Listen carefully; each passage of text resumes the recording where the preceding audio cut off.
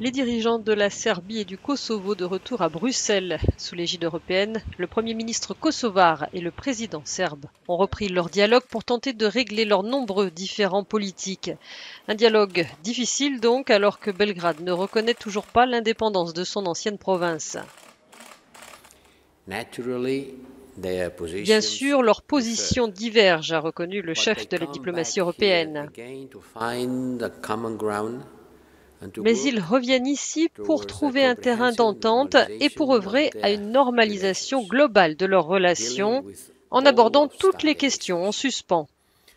Aujourd'hui, nous parlerons de deux autres sujets très importants, a-t-il précisé, un arrangement pour les communautés non majoritaires et la mise en place de créances financières mutuelles sur la propriété.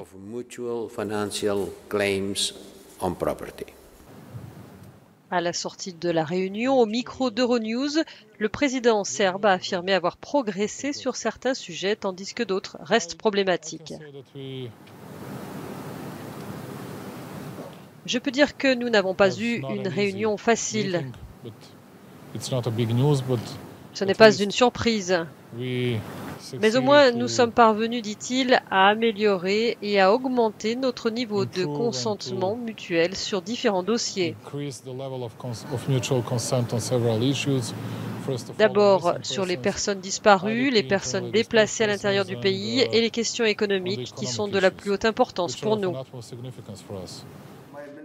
Vendredi dernier à la Maison-Blanche, les deux pays ont justement signé un accord de normalisation économique, mais le Kosovo et la Serbie se sont surtout engagés auprès de Donald Trump à ouvrir leur ambassade israélienne à Jérusalem, une position qui n'est pas en ligne avec celle de l'Union, a souligné Bruxelles.